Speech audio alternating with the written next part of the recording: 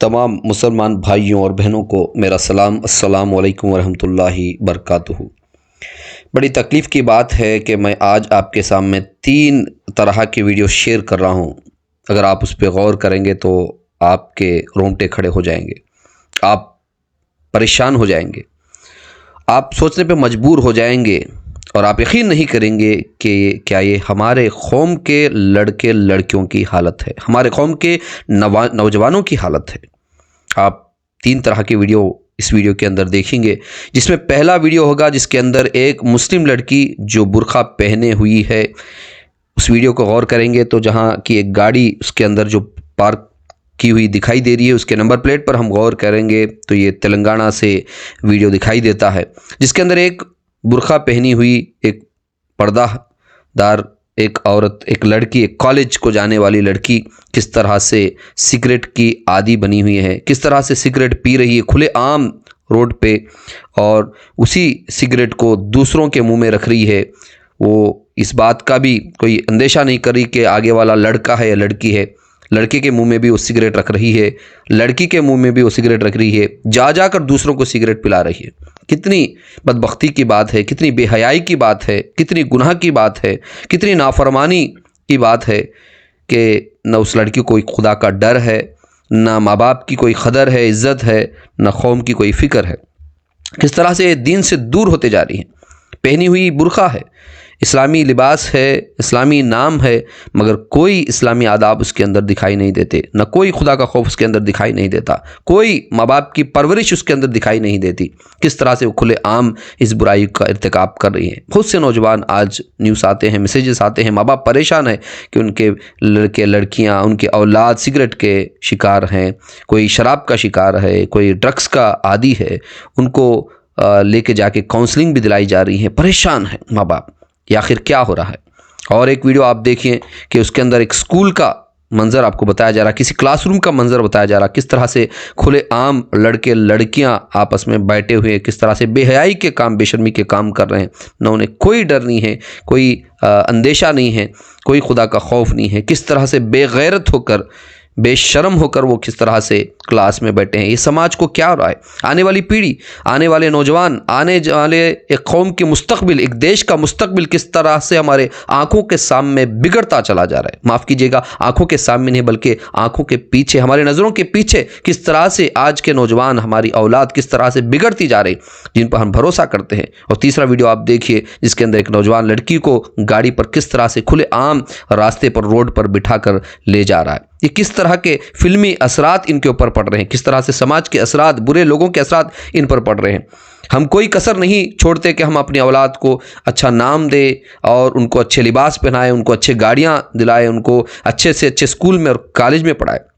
ماں باپ دن رات ایک کر دیتے ہیں اپنی اولاد کی زندگی کو سنوارنے کے لیے، اپنے سے بہتر ان کی زندگی بنانے کی ہم کوشش کرتے ہیں، اپنے سے بہتر عزت ان کو دلانے کی کوشش کرتے ہیں، اپنے سے اچھی زندگی ان کی سنوارنے کی ہم کوشش کرتے ہیں، لیکن یہ ماں باپ کے نافرمان، یہ اولاد کس طرح سے دین سے دور ہونے کی وجہ سے، اللہ کی ڈر ان کے دل سے خارج ہونے کی وجہ سے، دین کے کوئی احکامات ان تک نہ پہنچنے کی وجہ سے، ان کو کوئی تربیت نہ دینے کی وجہ سے کس طرح سے وہ دین سے دور ہوتے جا رہے ہیں۔ صرف نام باقی ہے، لباس باقی ہے اسلام کا، مگر کوئی عمل ان کے اندر باقی نہیں ہے، کوئی خدا کا خوف ان کے اندر باقی نہیں ہے۔ تو بتائیے اس کی ذمہ دار کون ہے؟ ہم کبھی غور بھی کرتے ہیں کہ ہمارے بچے اسکول جا کر کیا کرتے ہیں، کالج جا کر کیا کرتے ہیں، آخر وہ کالج جاتے بھی ہے یا نہیں؟ بس تک ہم چڑھا کر آ جاتے ہیں، لیکن ہم کبھی غور نہیں کرتے کہ آگے کی بس اسٹاپ پہ شاید وہ لڑکی آپ کی اتر جا رہی ہے اور کسی اور کے ساتھ گاڑی پہ بیٹھ کر چلے جا رہی ہے۔ ہمیں معلوم نہیں ہوتا، ہم سمجھتے ہیں کہ بچی صبح چلے گی، بچہ صبح چلے گا، شام میں آ گیا تو خوب پڑھائی کر کے آیا، محنت کر کے آیا، لیکن کس طرح کی محنت کر کے آیا، کس طرح کی برے گناہوں کے اندر، خدا کی نافرمانی کے اندر اپنے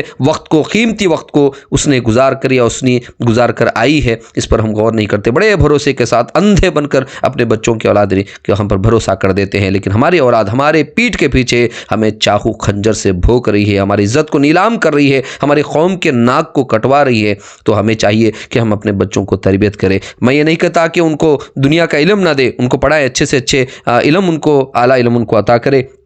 لیکن غور کریں کہ وہ کہاں جاتے ہیں، کن سے ملاقات کرتے ہیں، کن سے تعلق رکھتے ہیں، کن سے دوستی کرتے ہیں، کس طرح سے موبائل کا یوٹیلائز کرتے ہیں، تمام چیزوں پہ ایک نظر ڈال کر رکھا جائے، ورنہ یہ دن دور نہیں کہ ہماری قوم ہمارے ہاتھوں سے چلی جائے گی، ہماری نوجوان پیڑھی ہمارے ہی خلاف، ہمارے قوم کے، ہمارے قرآن کے احکامات کے خلاف بات کرنا ہی نہیں عمل کرنا شروع کر دے گی۔ اس دنیا کی دوڑتی دنیا کے اثرات ان کے اوپر آ جائیں گے، شیطان کے چالوں میں پھنس جائیں گے۔ تو اگر آپ دین کو بچانا چاہتے ہیں، قوم کو بچانا چاہتے ہیں، اسلام کو بچانا چاہتے ہیں، آپ کے خاندان کو بچانا چاہتے ہیں، تو سب سے پہلے اپنے اولاد پر غور و فکر کرنے کی کوشش کیجیے، ان کو سنوارنے کی، ان کو سدھارنے کی کوشش کیجیے۔ آپ کی ذمہ داری ہے، یہ اولاد کے جو والد ہوتے ہیں یہ ان کی ذمہ داری ہے، ماں باپ کی ذمہ داری ہے، استاد کی ذمہ داری ہے، سماج کے جو بڑے ہیں، دیندار ہیں یا دین کی تبلیغ کا کام کرتے ہیں، دین کی دعوت کا کام کرتے ہیں، سب کی ذمہ داری ہے کہ اپنے قوم کے نوجوانوں کے اوپر فکر کرے، ان کو سنوارنے کی، سمجھانے کی، ان کو دین پر لانے کی کوشش کرے۔ دین پر لانے کا مطلب یہ نہیں ہے کہ ان کو دین کے علم سے دنیا کے علم سے دور کر دیا جائے، یہ ہم بیلنس رکھیں،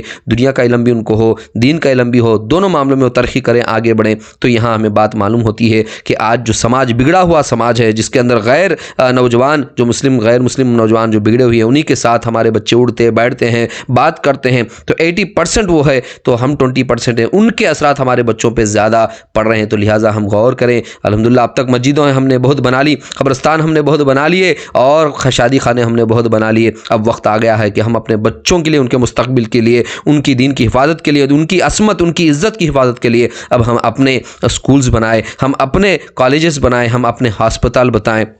بنائیں تاکہ ہمارے بچے وہاں اچھی تربیت حاصل کریں۔ کم سے کم لڑکیوں کے لیے ایک علیحدگی، سپریٹ ایکسکلوزیو گرلز اسکولز کو ہمیں بنانا چاہیے، ہر گاؤں کے اندر یہ ہونا چاہیے، ہر گاؤں کے بڑے ذمہ دار اس پر غور و فکر کریں، وہاں کے امام غور و فکر کریں۔ اب وقت آ گیا ہے، اگر آپ اپنے قوم کو بچانا چاہتے ہیں، دین کو بچانا چاہتے ہیں، تو آپ جمعے کے خطبوں میں اس بات پر لوگوں کو ترغیب دیں کہ اب وہ ایک ایک پیسہ ان کا اسکول کو بنانے کے لیے خرچ کریں گے، اور ذمہ دار بھی اسی کے لیے وصول کرے۔ خدا را اللہ کے واسطے اب اسکول بنانے کی کوشش کیجئے۔ میں مسجد کے متولیوں سے بھی درخواست کرتا ہوں کہ ایک ایک پیسہ جو آپ لوگوں سے وصول کرتے ہیں، وہاں اپنے مسلم بچوں کے لیے، کم سے کم بچیوں کے لیے اسکول بنانے کی کوشش کیجئے، کالجز بنانے کی کوشش کیجئے، ہسپتال بنانے کی کوشش کیجئے۔ ہماری قوم ترقی کر سکتی ہے، ہماری قوم گناہ سے بچ سکتی ہے۔ تو لہٰذا میں سبھی سے درخواست کرتا ہوں کہ آپ نہ جانتے ہوں گے آپ کے پیچھے کیا چل رہا ہے، ہم میں سے، ہمارے اولاد میں سے کوئی یہ ہمارے معلومات کے بغیر وہ ان گناہوں کے اندر ملوث ہوں گے، گناہوں کے اندر اٹکتے جا رہے ہوں گے، ان کو ہمیں بچانا ہے۔ اللہ تعالیٰ قرآن مجید میں فرماتا ہے، یا ایھا الذین آمنوا قوا انفسکم واہلیکم نارا، اے ایمان والو تم اپنے آپ کو، اپنے اولاد کو، اپنے خاندان کو، اپنے اہل عیال کو سب سے پہلے دوزخ کی آگ سے بچاؤ۔ یہ ہماری ذمہ داری ہے۔ اللہ تعالیٰ ہمیں اس کی توفیق عطا فرمائے، ان گناہوں سے ہمیں بھی بچائے، ہمارے اولاد کو بھی بچائے، اللہ کی نافرمانی سے ہم سب کو اللہ تعالیٰ بچائے، اور اللہ کی بتائی ہوئی زندگی، بتائے ہوئے طریقے پر زندگی آخری سانس تک ہمیں چلنے کی اللہ تعالیٰ توفیق عطا فرمائے۔ اس دنیا کو سنوارنے کی جو ذمہ داری، اس دنیا کو بدلنے کی، اس دنیا کے اندر انصاف کو، امن کو، دین کو قائم کرنے کی جو ذمہ داری، اس ذمہ داری کو نبھانا ہمارا اصل منشا ہے، ہمارا اصل زندگی اللہ تعالیٰ اس دنیا کے اندر دینے کا اصل مقصد ہے۔ تو اس مقصد کو ہمیں پورا کرنا ہے، لیکن بڑی افسوس کی بات ہے کہ اس مقصد سے دور ہو کر ہم بھی بگڑے ہوئے لوگوں کے ساتھ پڑھ کر ہم بھی بگڑتے جا رہے ہیں، ہمارے نوجوان بگڑتے جا رہے ہیں۔ تو ہمیں پھر قرآن کی طرف واپس آنا ہے، اللہ کی طرف واپس آنا ہے، اللہ کے نبی کی طرف، صحیح دین کے معلومات کی طرف واپس آنا ہے، اور دین اور دنیا کو لے کر دنیا کے اندر اللہ کے دین کو غالب کرنا ہے، اللہ کے احکامات کو غالب کرنا ہے۔ تو اللہ تعالیٰ اس ضمن میں اس طرح کی توفیق و صلاحیت و حکمت ہمیں عطا فرمائے، اللہ کا ڈر و تقوی ہمارے اندر عطا فرمائے۔ اللہ تعالیٰ ہمارے تمام گناہوں کو معاف فرمائے، اللہ تعالیٰ ہمارے تمام کوتاہیوں کو معاف فرمائے، اللہ تعالیٰ ہم سب کی مغفرت فرمائے، اور ہمیں سچے مسلمان بن کر جینے کی توفیق عطا فرمائے۔ ربنا آتنا فی الدنیا حسنۃ وفی الآخرۃ حسنۃ وقنا عذاب النار برحمتک یا ارحم الراحمین، وسلام المرسلین والحمد للہ رب العالمین۔